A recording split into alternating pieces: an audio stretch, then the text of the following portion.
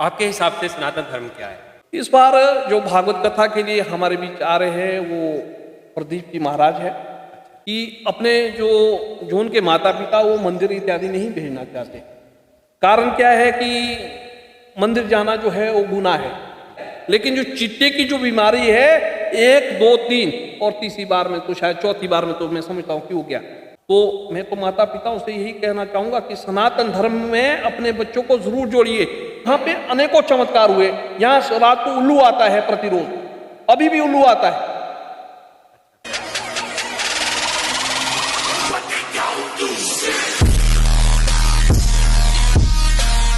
जय श्री राम। आप सबका फिर से स्वागत है मेरे चैनल विकास में। तो आज हम पॉडकास्ट करने वाले हैं माँ कामाख्या के मंदिर, जो कि जिसिमपुर के साथ लगते बाड़ू का वन में है। मेरे साथ में है मंदिर के महंत पंडित दयानंद शर्मा जी। पंडित दयानंद शर्मा जी, आपका बहुत बहुत धन्यवाद पहले जो आपने समय दिया। सर, सबसे पहले पंडित जी मैं यही जानना चाहूँगा कि इस माता के मंदिर का इतिहास बताइए। सबसे पहले तो जय माँ कामाख्या। आप यहाँ पे माता रानी के इस प्रांगण में पहुँचे। मैं आपका और आपके साथ आपके कैमरामैन इनका मैं यहाँ आने पर माता रानी के श्री चरणों में स्वागत और अभिनंदन करता हूँ आपका। और आप यहाँ आए, बहुत खुशी की बात है कि आपका जो है काफ़ी समय बाद हमारे मंदिर में आगमन हुआ है। तो आपने मुझसे प्रश्न किया कि माता रानी के मंदिर के विषय में आप जो है हमें बताएं। देखिए श्रीमान जी की माता रानी के मंदिर के विषय की आप जो बात कर रहे हैं हमारे से, इस मंदिर का जो विषय है वो बहुत ही बड़ा है काफ़ी, लेकिन इसको मैं छोटा सा बिल्कुल संक्षिप्त रूप में बताना चाहूँगा। मेरा काम जो है वो एक कर्मकांड का है। मैं एक कर्मकांडी ब्राह्मण हूँ और साथ में मेरा एक ज्योतिष का काम है। मैं एक माँ कामाख्या का उपासक भी हूँ। तो मैं काफ़ी समय पहले 2013 में यहाँ आया था। कोई यहाँ बीमार था तो हमने यहाँ एक यज्ञ किया। उसके बाद कुछ लोग यहाँ के जुड़े, स्थानीय लोग यहाँ के जुड़े और उन्होंने हमारे से कहा कि गुरुजी, हमने भागवत टीवी चैनल के माध्यम से देखा है, बड़े बड़े टीवी चैनल के माध्यम से देखे, अगर हो सके तो आपके सानिध्य से यहाँ पे एक भागवत की कथा हो। तो हमने सनातन धर्म को जोड़ने के लिए यहाँ पे एक बहुत बड़ी विशाल एक कथा की 51 कुंडी महायज्ञ हमने किया। यहाँ के कुछ स्थानीय लोगों के द्वारा काफ़ी सहयोग मिला हमें। और उस कथा के बाद हमने ये सोचा कि आवाज़ एक भी नहीं दी जाती, जो हमने एक यहाँ पे जो है लोगों के बीच में रखा कि हम यहाँ पे जो इस क्षेत्र में 3 कथा करेंगे। तो जब हमने दूसरी कथा की तो हमने उसमें देवी भागवत जो है हमने कथा करनी चाहिए, तो हमने देवी भागवत करवाया। उसमें 108 कुंडी महायज्ञ हमने बनाए, जो हमने यहाँ इस क्षेत्र में कथा की। वो शायद हिमाचल प्रदेश की सबसे बड़ी कथा हमने करवाई थी, जिसमें कि क्विंटलों के हिसाब से हमारा घी लगा था और कई ट्रकों के हिसाब से जो है लकड़ी लगी थी। तो यहाँ के कुछ लोगों का बहुत सहयोग रहा उसमें और हमने वो यज्ञ करवाया, परिपूर्ण हुआ।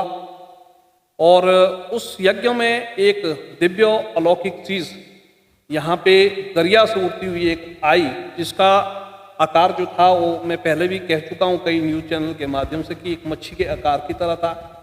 कई लोगों ने जब वो शाम के समय एक वंडर सा आया, काफ़ी धूल के साथ उठी, वो पंडाल इत्यादि को उड़ा करके ले गए। और उस टाइम 7, साढ़े 7 बजे का टाइम था जब वो पहले चीज़ दरिया में दिखी। तो उसके बाद क्या हुआ कि वो फिर से जो है 8:30 बजे फिर से वो दरिया में दोबारा देखनी शुरू हुई और 9:30 बजे वो प्रवर रूप में जो है वो जहाँ हमने माता रानी का झंडा लगाया था, कामाख्या रानी का, वहाँ वो चीज़ आई। जब वो चीज़ वहाँ पे पहुँची तो हम जो है 6-7 लोग बाहर बैठे थे, 5-6 मेरे शिष्य थे। उसमें से 3-4 तो आज यहाँ भी है, जो इस मंदिर के प्रांगण में अभी भी है। तो वो चीज़ ऐसे लग रही थी मानो कि मच्छी का आकार हो। तो जब वो उस पेड़ में टकराई तो हमें कुछ भी वहाँ पे एक पत्ता तक नहीं मिला, क्योंकि लाइटें चारों तरफ जल रही थी। तो कई लोगों ने कहा कि एलियंस है, कई लोगों ने कहा कि ये जी कोई गुब्बारा है, या कई लोगों ने कुछ कहा। तो लेकिन कुछ भी हमें प्राप्त नहीं हुआ वहाँ पर। तो वो दूर दराज के क्षेत्र, जैसे आपका उत्तरापुर है, आपका ये सामने जो है बाबा कमलाई का क्षेत्र है या संधोल का एरिया है, तो वहाँ के लोगों ने भी बड़े दूर दराज के क्षेत्र से वो चमकती हुई चीज़ वो देखी। तो रात का समय था, कोई वो जब वो चीज़ दोबारा उड़ करके आई हमने कीर्तन भजन बिल्कुल बंद करवा दिया 9:30 बजे। तो उसके बाद वो दोबारा चीज़ उड़ती हुई वो कुंड के पीछे आई, जहाँ हमारा मेन धुना था, मेन कुंड था जो बड़ा विशाल का 9 फुट गहरा हो। तो जब उसकी चीज़ जो उसके पास पहुंची तो हमने घी के डब्बे फेंके हुए थे वहाँ पे। उस टाइम घी के डब्बे ज़्यादा तौर पे लोहे के ही चलते थे। तो जब हमने उसके पास वो चीज़ गिरी, आवाज़ आई, तो वो एक टेंट वाला था, लोहिया टेंट वाले जैसे उसे है इधर के इसी क्षेत्र के, उनका एक वर्कर वहाँ था। तो हमने उनसे कहा कि आप जो है क्या कहते आप यहाँ आए थे भाई? तो उन्होंने साफ तौर पे मना कर दिया, गुरुजी मैं यहाँ नहीं आया था, यहाँ कोई चीज़ जो है आई है, कहते हैं गिरी है।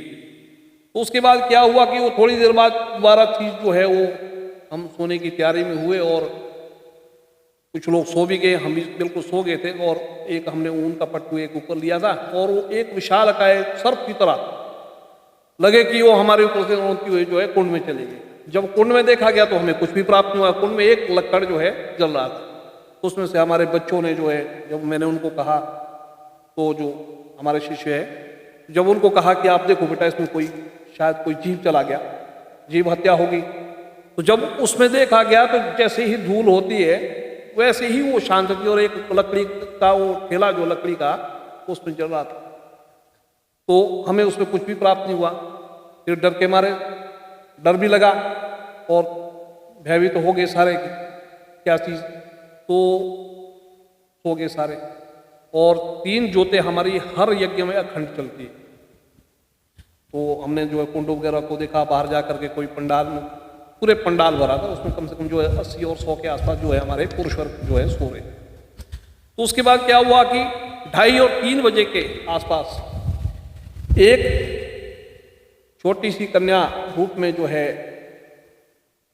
मैं माँ ही कहूँगा, तो मुझे तो ये लगता है कि शायद मेरे साथ ये घटना जो है कल घटी। तो वो छोटी सी कन्या आती है और मुझे यहाँ से उठाती है और कि मैं माँ कामाख्या हूँ। अच्छा। तो जब वो इस शब्द का उच्चारण करती है, मैंने कहा कि शायद किसी पुरुष के साथ जो है या किसी अपने माता पिता के साथ जो ये बच्ची जो है यहाँ पे जो है आई है। लेकिन हम किसी भी मातृशक्ति को इस पंडाल में नहीं रखते। हमारा एक नियम है, 10 बजे के बाद हम कोई भी माताओं को यहाँ रहने की कोई आज्ञा नहीं है, परमिशन नहीं है। तो 10 बजे जो यहाँ जितनी मातृशक्ति होती है, 10 साढ़े 10 बजे हम जो है अब अपने घरों में या कहीं रहने का जो हमने व्यवस्था रखी है वहाँ जाते। तो हुआ क्या, वो ये कुछ ही यानी कि 1 मिनट के आसपास का इसमें इतना इसमें था। और यहाँ से जैसे ही मुझे उठाया मैं और मुझसे कहा कि मैं माँ, और आयु तकरीबन 2.5 और 3 वर्ष के आसपास। मैंने ये कहा कि मैंने कहा ये बताइए बेटा कि आप आए किसके साथ हो? मैंने कहा मैं रोज ही बोलता रहता हूँ यज्ञ में कि कामाख्या मैया कीजिए कामाख्या। मैंने कहा शायद मेरे को सुन करके किसी बच्ची ने जो है इस तरह का जो सुना होगा और अभी कह रही। मैंने कहा बेटा किसके साथ? और चंद ही सेकंड में जो है माता रानी का विशाल और विशाल रूप हुआ। और उस वक्त मेरे पास मात्र 113 रुपये बचे थे और कम से कम 4.5 या 5 लाख रुपया हमने जो देनदारी, बस चिंता ही थी किस तरह से देना है। और आदमी हमारे एक खटोच जी है कांगड़ा कोऑपरेटिव बैंक में जो है अभी रिटायर हुए हो मैनेजर। मैंने उनसे कहा और 3-4 शिष्यों से और भी कहा कि यदि कोई कमी बनती है तो हमें एक लोन लेने की आवश्यकता है, तो क्या हमें बैंक लोन दे? उनने मुझसे कहा कि गुरुजी देखते हैं कुछ ना कुछ इसमें जो है प्रावधान निकाल। बस वो हुआ और उसके बाद मेरी नींद जो है बिल्कुल खुल गई और मैं अपने स्नान के लिए चला गया और उसके बाद दोबारा यज्ञ में आए और बस इतना सा ये हुआ। और उसके बाद हमने तीसरी कथा फिर से की यहीं ऊपर आकर के जहाँ हम गौशाला बना रहे थे। उसके बाद गौशाला बनाने का हमने एक कार्य भी शुरू किया था वहाँ, लेकिन हमारे ऊपर जो है बहुत सारे जो है कुछ क्षेत्र के कुछ लोगों ने जो है उस टाइम जो है कहा कि यहाँ गौशाला नहीं बनानी है भैया, आप नहीं बना सकते गौशाला।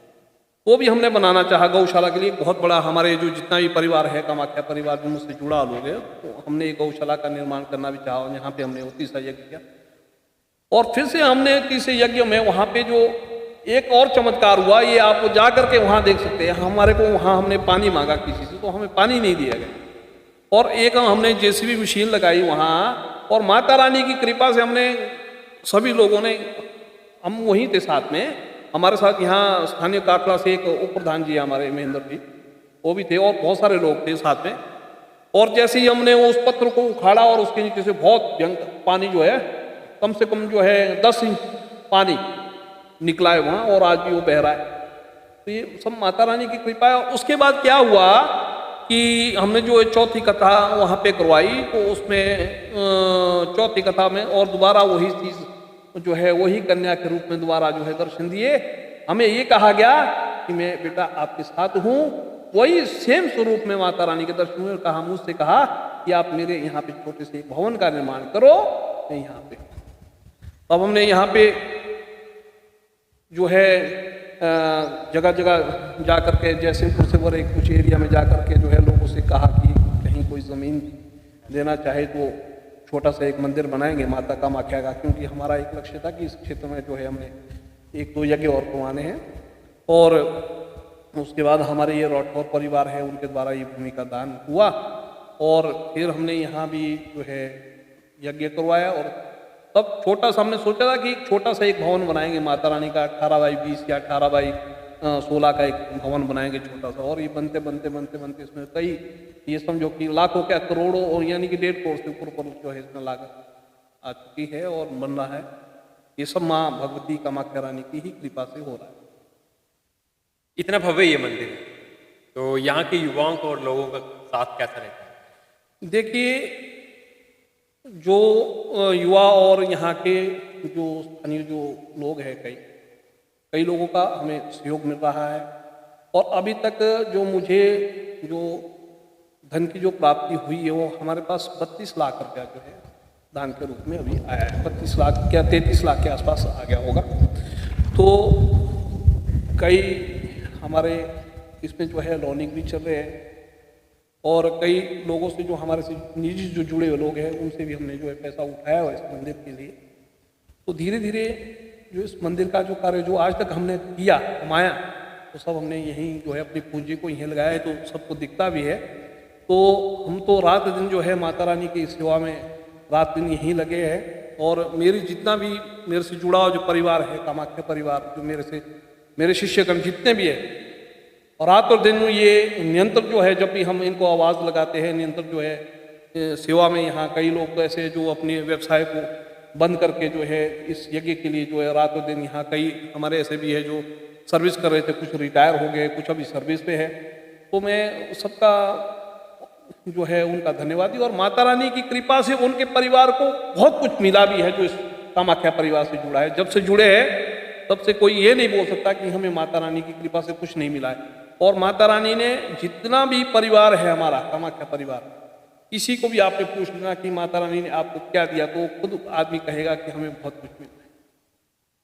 आपके हिसाब से सनातन धर्म क्या है, और सनातन धर्म के प्रचार के लिए आप क्या क्या करते हैं? देखिए, सनातन धर्म जो है हमारा बहुत बड़ा धर्म है। सनातन ही एक धर्म है, और सनातन की जो धर्म की जो जड़ है वो हम ही लोग हैं। मनुष्य ही इसकी सनातन धर्म की जो है जड़ है, क्योंकि हमें भगवान ने बुद्धि भी दी है, विवेक भी दिया है, हमें 5 प्रकार की ज्ञानेंद्रियाँ भी दी है, और हमें ऐसा मस्तिष्क दिया है जो इंसान कुछ भी कर सकता है। लेकिन इंसान सत्बुद्धि में उसका प्रयोग नहीं करता है, दुर्बुद्धि में, उल्टे कामों में, उल्टे काम करने की प्रवृत्ति में उस चीज़ का प्रयोग करता है। सत्कर्म में कभी भी इंसान उस काम को नहीं करेगा। लेकिन मैं यही कहना चाहूँगा कि सनातन धर्म की जो जड़ है वो हम ही लोग हैं। अगर सनातन धर्म की ये जड़ जो है सूख गई, आने वाला समय हमारी जो न्यू जनरेशन है उसके लिए बहुत घातक सिद्ध होगा। आपने सनातन धर्म की बात की, मैं इसी के साथ साथ दूसरी बात को भी आपकी इस बात को लेकर के थोड़ा सा आगे बढ़ता हूँ। सनातन धर्म बहुत बड़ा धर्म है, 1.5 अरब की आबादी है इस वक्त हमारे सनातन धर्म की। और सनातन धर्म में आपने देखा होगा कि महाकुंभ हुआ, और महाकुंभ में जो है जो संख्या आंकी गई थी 20 करोड़ 40 करोड़, तो कहीं कम से कम कुछ नहीं तो 70-80 करोड़ जो है वहाँ पे जो है श्रद्धालुओं ने स्नान किया। तो ये सनातन धर्म का पता यहाँ से लग रहा है कि सनातन धर्म कुछ है।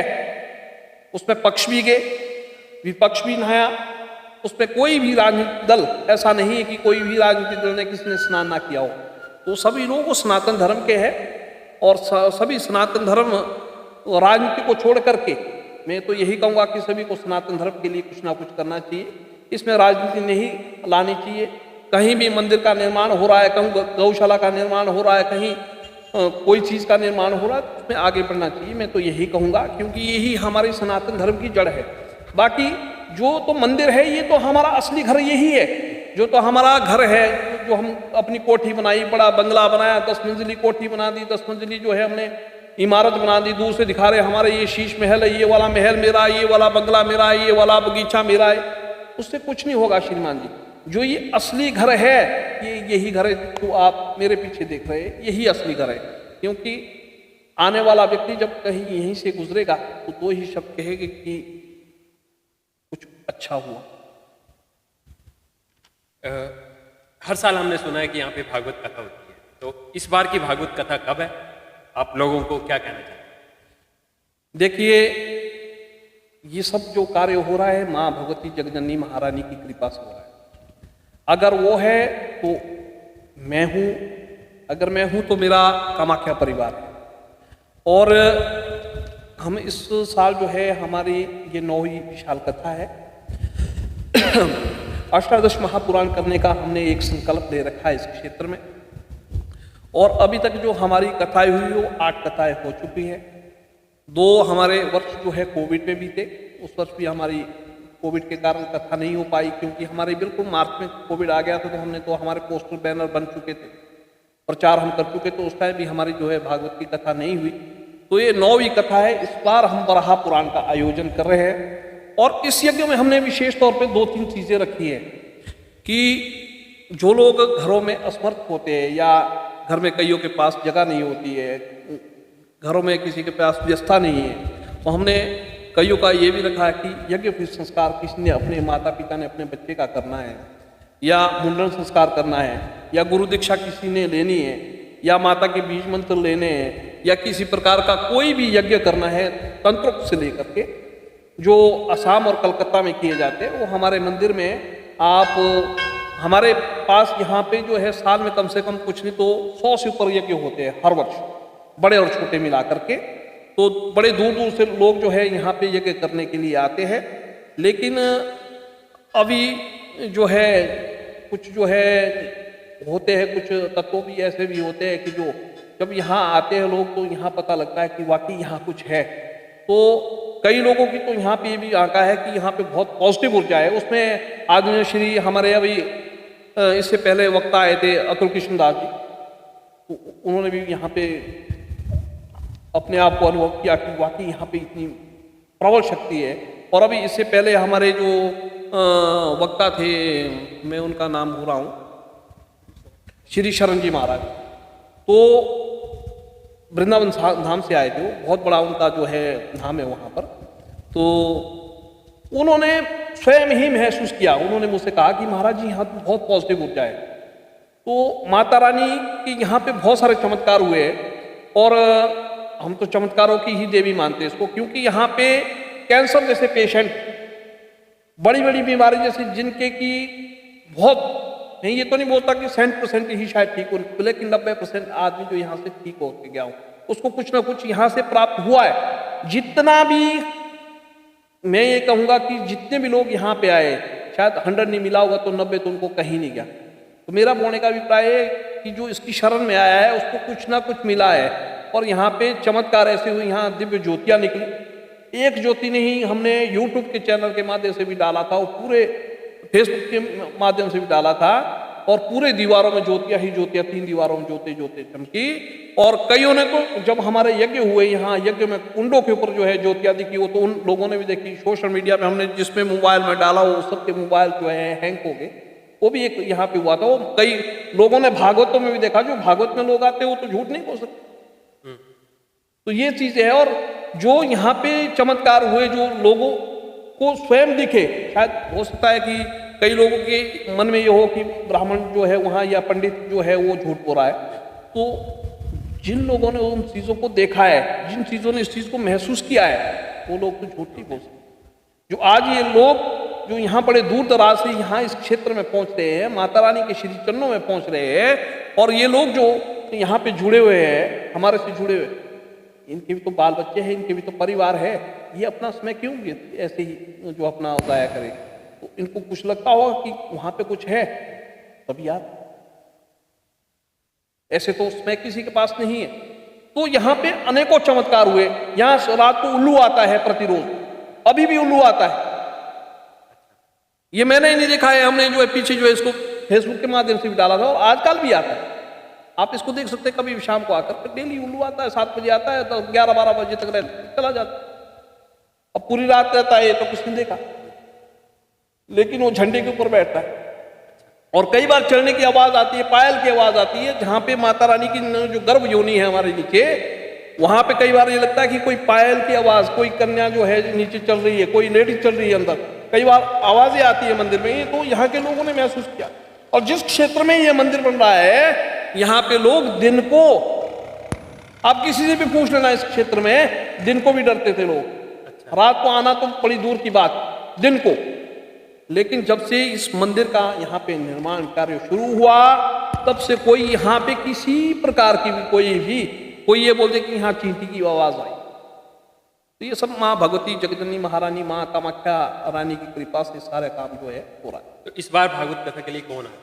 इस बार जो भागवत कथा के लिए हमारे बीच आ रहे हैं वो प्रदीप जी महाराज है, और इनकी जो व्यवस्था है वो बहुत ही बिजी शेड्यूल इनका रहता है। वृंदावन धाम से हमारे बीच में आ रहे हैं। तो पिछले वर्ष भी हमने इनसे बात की थी, क्योंकि इनका जो है एक साल 1.5 साल का जो पीरियड है उसमें है इनका, वो बड़ी व्यवस्था है, बहुत सारी कथाएं इनकी ऑल ओवर भारतवर्ष में होती है, भारतवर्ष के बाहर भी ये कथाएं करते हैं। तो इस बार हमारे बीच वृंदावन धाम से श्री प्रदीप जी मिश्रा जी महाराज हमारे बीच में आ रहे हैं, और बहुत ही अच्छी हमारी जो है कथा है वो हो रही है। और हमारे बीच संगीत के लिए बहुत ही अच्छे संगीतकार भी हमारे बीच में रहेंगे, और सारी व्यवस्थाएं जो है हमारे कामाख्या परिवार और हम लोगों के द्वारा जो है यहाँ की जा रही है। जो लोग दूर दराज से इस यज्ञ के लिए आएंगे उनको हमने ठहरने की, रहने की व्यवस्था हमने कर रखी है। और इसमें प्रतिरोज भंडारा भी होना है। ये तो हमारे हर यज्ञ में जो है भंडारा भी, उससे पहले हमारा 30 तारीख से एक फंक्शन और है, माता रानी का जो है नवरात्रों का जो हमारा नया साल जो है, नया संवत जो है 2082 संवत जो हमारा शुरू हो रहा है नया साल का। तो इसमें हमारे हर वर्ष जो है शतचंडी पाठ होते हैं इस मंदिर में 2 बार, तो वो भी उससे पहले उसका भी प्रोग्राम है। पिछले साल बाद में नवरात्रे थे, इस बार पहले। और ये हमारी जो है फिक्स है, ये डेट हमारी 4 अप्रैल की भागवत की ये फिक्स डेट है। हम 4-5 साल से लगातार जो है इसी डेट में करते आ रहे हैं। आजकल पंडित जी नशा काफी बढ़ रहा है, तो युवाओं को आप क्या संदेश दें? देखिए, बहुत ही अच्छी बात की आपने कि नशा जो है दिन प्रतिदिन जो है बढ़ता जा रहा है। हमारे पास बहुत सारे युवा यहाँ पे आते हैं शाम के समय, तो हम तो उनको एक ही उपदेश देते, और कई हमारे बच्चे जो है अच्छे अच्छे पदों पे भी है। बाहर अमेरिका में डॉक्टर तक हमारे बच्चे हैं, और बड़े बड़े अच्छे अच्छे, कोई आर्मी में है, कोई पुलिस में है, कोई डॉक्टर है, कोई इंजीनियर है, कोई वैज्ञानिक है, कोई प्राइवेट कंपनी में अच्छे अच्छे इस पे है, कोई नेवी में है, कोई मर्चेंट नेवी में है, तो अच्छे अच्छे पदों पर, कोई बैंकिंग में है। तो यहाँ से जो युवा निकला है, तो मैं तो नहीं समझता हूँ कि उसने नशा किया हो, लेकिन ये थोड़ी सी माता पिता की नेग्लिजेंसी है कि अपने जो उनके माता पिता वो मंदिर इत्यादि नहीं भेजना चाहते। कारण क्या है कि मंदिर जाना जो है वो गुनाह है। उनको अपने बच्चे ज़्यादा प्रिय जो है वो, क्योंकि मंदिर में तो ये है कि काम भी करना पड़ेगा। मंदिर में जो है कुछ ना कुछ वहाँ सीखेगा बच्चा, पौष्टिक चीज़ सीखेगा, या आरती में जाएगा, पूजा में जाएगा, या कीर्तन भजन करेगा। वो चीज़ें उनको पसंद नहीं है। आज की डेट में अगर कहीं डांस लगा है, मुन्नी बदनाम हुई, या कोई और चीज़ें है, वो वहाँ पे कोई चीज़ ऐसी चीज़ें हो रही है, या कोई और चीज़ें हैं, आप वहाँ भी जाइए, हमारी कोई मना नहीं है। लेकिन सनातन धर्म, कहीं भी मंदिर में कोई शुभ कार्य हो रहा है तो आप अपने बच्चों को वहाँ पे जोड़िए।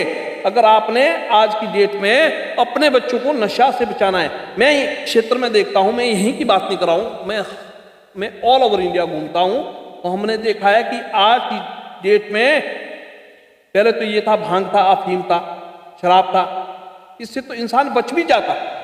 एक दिन पड़ा है दूसरे दिन उठ जाएगा। लेकिन जो चिट्टे की जो बीमारी है, 1 2 3 और तीसरी बार में तो शायद चौथी बार में तो मैं समझता हूँ कि हो गया। तो हिमाचल प्रदेश में आप डेली सुनते होंगे कि एक चिट्टे के खाने से हिमाचल प्रदेश में प्रतिरोज 1 व्यक्ति की मौत हो रही है। तो सबसे ज्यादा चिट्टे का सेवन जो है हिमाचल प्रदेश और पंजाब में हो रहा है। तो मैं तो माता पिताओं से यही कहना चाहूंगा कि सनातन धर्म में अपने बच्चों को जरूर जोड़िए। वहां कुछ नहीं सीखेगा बच्चा तो बुरे कर्म तो नहीं सीखे। यही मैं कहना चाहूंगा। बाकी मर्जी कोई ये बोल दे कि हाँ हमारे को इस क्षेत्र में रह करके हमने 9 यज्ञ हमारा है, 2 साल हमारे कोविड में गए, 14 साल हमारे को इस क्षेत्र में हो गई। कोई ये बोल दे कि इस क्षेत्र के व्यक्ति कि हमारे बच्चे को जो वहाँ पे गुरुजी है या ब्राह्मण है जो भी है, उन्होंने किसी प्रकार का किसी बच्चे को नशा सिखाया या हमारे पास यहाँ पे पनिशमेंट दी जाती। हमारा कोई भी व्यक्ति जो है बच्चा जो है यहाँ आकर के कोई ये बोल दे कि उसने यहाँ पे आकर के नशा सीखा है, हम तो उनकी जेबें भी चेक करते हैं भाई। अगर किसी का बच्चा रेगुलर आ रहा है तो हम तीसरे दिन उनके माँ बाप को फोन भी करते हैं यहाँ से, आपका बच्चा क्यों नहीं आ रहा है? शाम को कीर्तन भजन में आता था, आरती में आता था, संध्या बेला में आता था, क्यों नहीं आ रहा है? बीमार है या कोई और कारण है? उसका बच्चे का घर से पता लग जाता है कि बच्चा घर से निकला है या नहीं निकला। पंडित जी, जैसे कि हमारा मोटिवेशन उसको आशीर्वाद भी दी थी और आप कुछ कहना चाहेंगे? मैं आपको आशीर्वाद तो माता रानी ही देती है। चलो हमारी ओर से और मेरे परिवार की ओर से आपको बहुत बहुत शुभकामनाएं कि आप ये अच्छा कार्य कर रहे हैं और ऐसे से आपके जैसे युवा और आपकी जैसी ये टीम जो आपकी जितनी भी टीम है उनको मैं बहुत बहुत बधाइयाँ देता हूँ और शुभकामनाएं भी देता हूँ कि आप जैसे युवा और आप जैसे नौजवान जो है, आप जैसे लोग जब आगे बढ़ेंगे, आगे चलेंगे, तो आने वाला जो कहरवा है पीछे वो खुद ही आपके पीछे चलेगा। और आपको साथ में ये कहना चाहूँगा कि आप आगे बढ़े। अगर हमारे लायक भी कभी इस क्षेत्र में कोई सेवा करने का मौका मिले, हमें भी आपके साथ सेवा करने का मौका मिले, तो हम आपके साथ तन मन से खड़े हैं और जो भी हो वो हम आपके साथ खड़े हैं और आपको बहुत बहुत शुभकामनाएं देते हैं। धन्यवाद पंडित जी हमसे बात करने के लिए। जय श्री राम।